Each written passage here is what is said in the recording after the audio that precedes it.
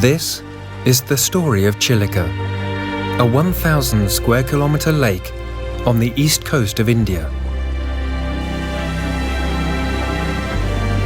Because of its connection with the Bay of Bengal, Chilka is also a lagoon. And like all coastal lagoons, its waters are rich with life.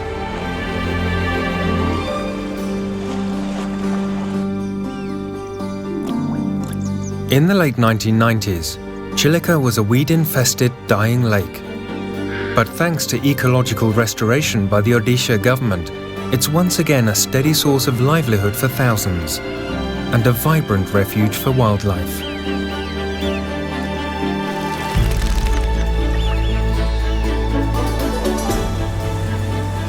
For threatened wetlands everywhere, Chilka's resurrection is a story of hope.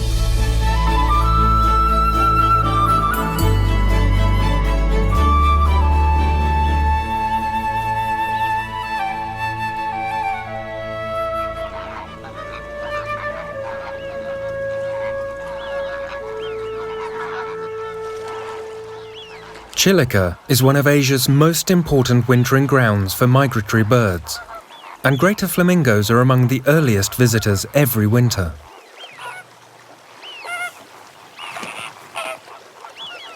They are believed to come here mainly from the Kutch region of Western India, where they breed.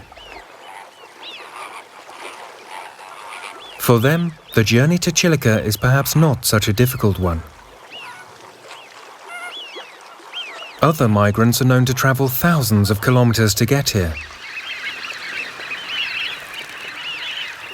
Many come from as far away as Europe and Central Asia.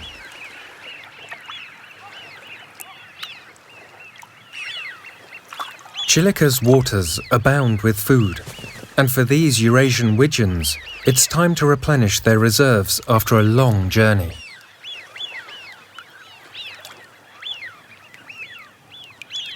Not all of Chilka's birds are migrants. Some are permanent residents, like the little cormorants.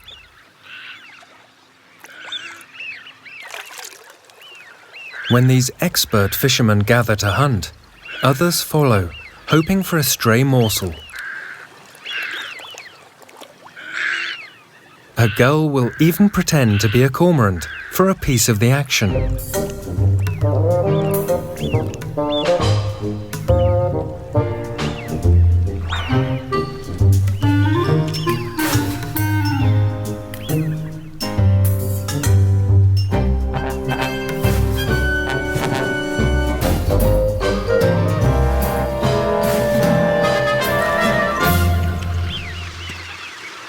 Many species of birds can feed simultaneously in the lake, thanks to different diets. The shape and size of their beaks and legs allows them to exploit different resources.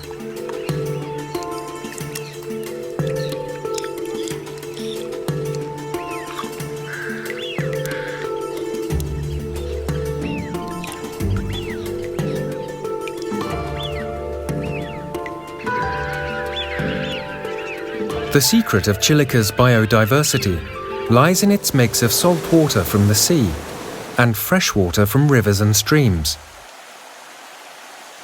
This freshwater to saltwater gradient creates ideal conditions for life.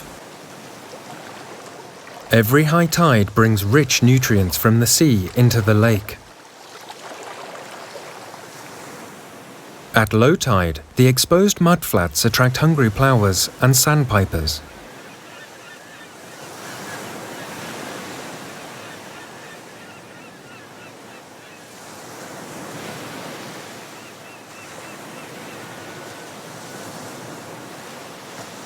For crabs, the mudflats are not just home, but also an important source of food.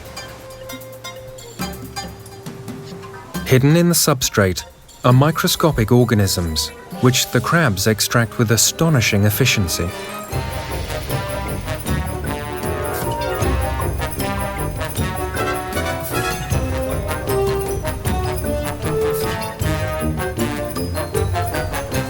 The crabs must hurry, for in a few hours, the tide will be back.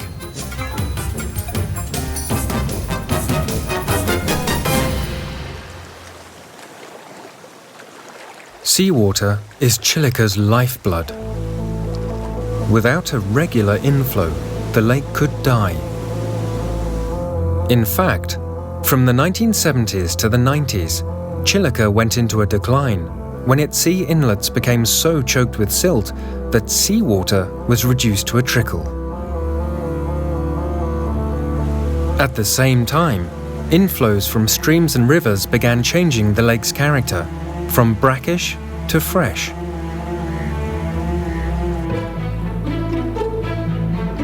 Invasive freshwater weeds spread rapidly, soon covering a third of the lake. With the water spread shrinking every year, fishing activity and fish catch plummeted. Chilka became known as a dying lake. Scientists studying ways to restore the lake's health decided that urgent action was needed. So in September 2000, after rigorous modelling studies, a new mouth was dredged open between the lake and the Bay of Bengal. With seawater flowing in and out again, there was a positive transformation. As the lake's salinity levels increased, freshwater weeds retreated, and open water was restored. Fish populations recovered, and catches went up significantly. Today, Chilka is a reliable source of livelihood for over 200,000 people. The fisherfolk of Chilka have devised dozens of different methods to catch the lake's fish, prawns, and crabs.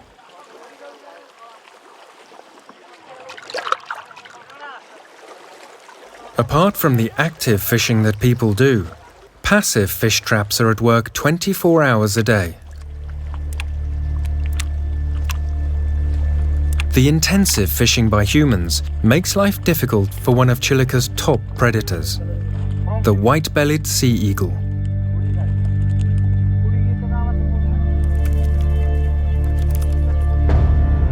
With its 7-foot wingspan and keen eyesight, the eagle is a master hunter.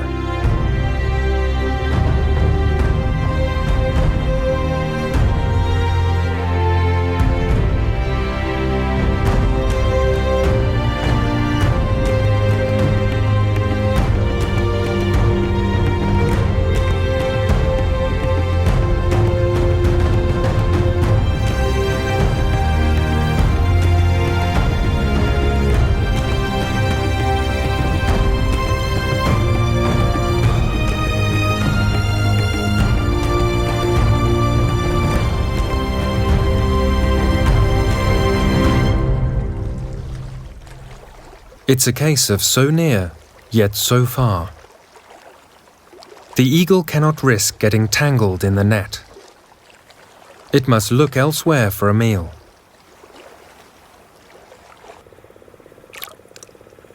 One fish eater that has learned to take advantage of the nets lives underwater, the Irrawaddy dolphin.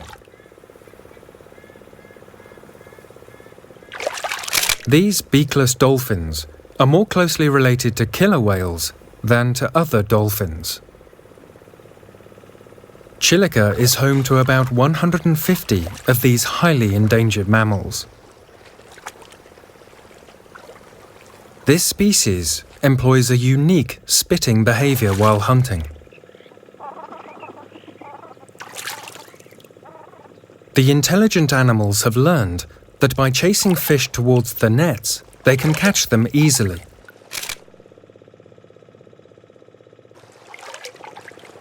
Fish that escape often end up in the traps, benefiting its owner.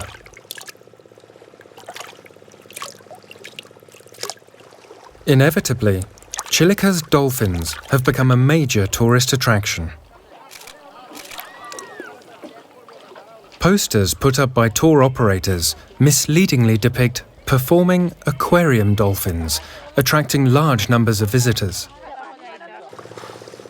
In truth, Chilka's dolphins are extremely shy, and all you see of them most of the time is just a dorsal fin or a tail fluke.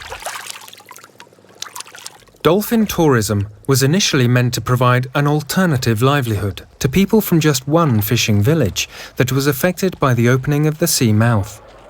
But thanks to its immense popularity, the business has expanded to several hundred boats from many fishing villages. And sadly, most operators show little concern towards these sensitive animals. During the holidays, dolphin frenzy is at its worst.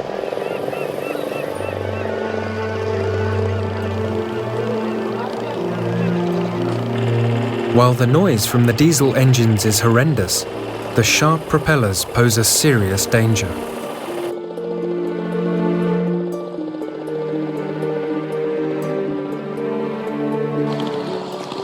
Like hungry predators, the boats pursue the gentle dolphins relentlessly.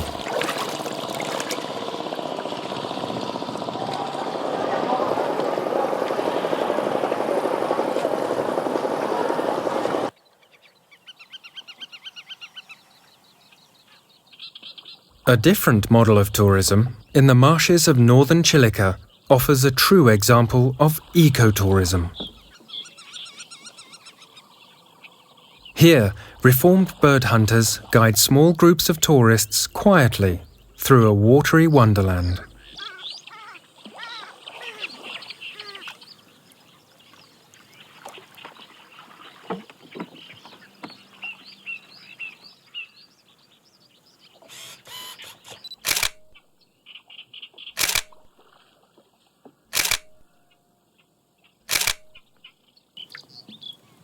These marshes are extremely important feeding grounds for thousands of birds. Flocks of black-tailed godwits also use the marshes for resting, until roused by a marsh harrier.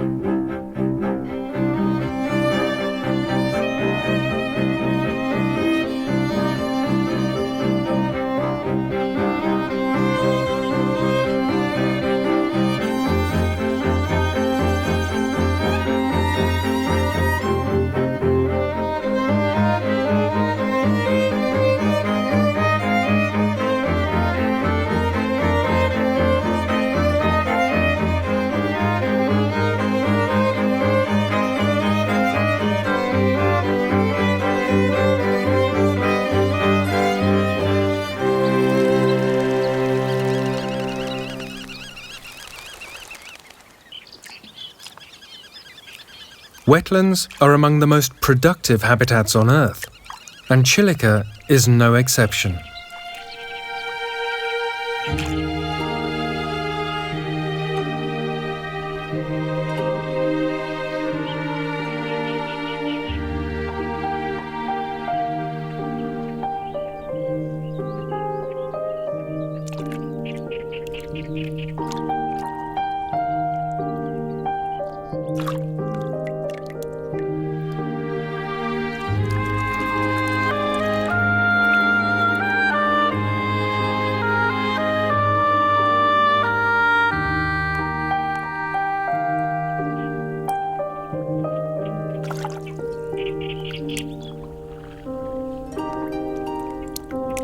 Among the many attractive birds in the marshes, the most eye-catching are the purple swamp hens.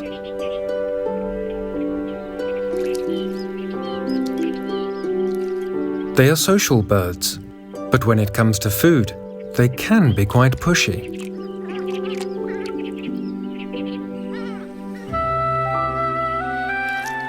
The birds compete for the choice tidbits, but there's plenty to go around.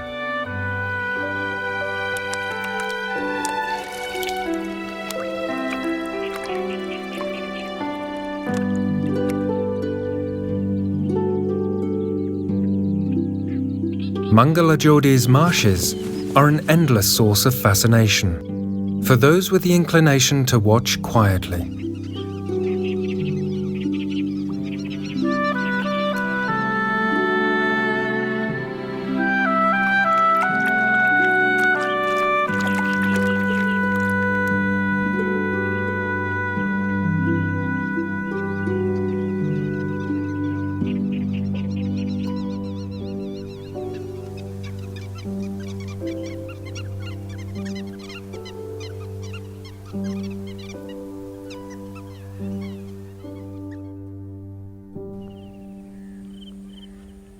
Chilka's rich birdlife, scenic beauty, and vast expanse may present an image of an idyllic paradise. But the lake's problems cannot be ignored. The opening of a new sea mouth may have given dying Chilka a new lease of life. But much more needs to be done to safeguard its future. One of the most worrying problems is the unsustainable level of fishing.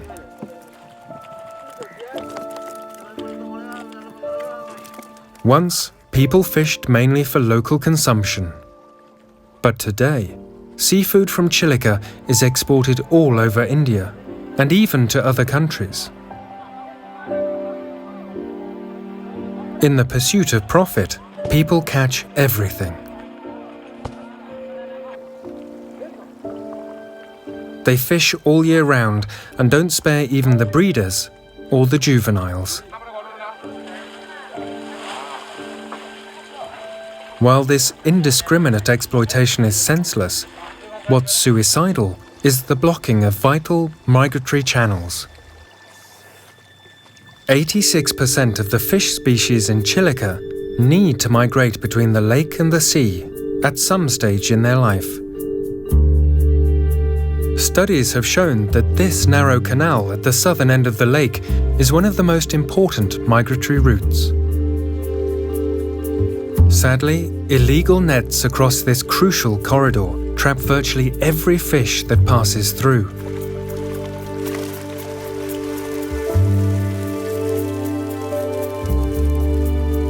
If the fish using the canal were allowed to migrate to the sea and return freely, fish stocks in Chilka could go up many times, benefiting everyone. Illegal prawn cultivation is another major problem, with vast areas of Chilka cordoned off for the profits of a few. These enclosures exclude both local fisherfolk and dolphins from some of the most productive areas of the lake. With many human pressures growing every day, there is a real danger of drastic resource depletion, which will affect both humans and wildlife. Fortunately, Chilka's few problems can all be solved. Many local communities now realize the need for wise use of natural resources and have shown a willingness to cooperate with the Chilka Development Authority's efforts towards the lake's sustainable management. But Chilka should not be seen merely as a source of livelihood for humans. Its biological diversity is a priceless treasure that must be preserved.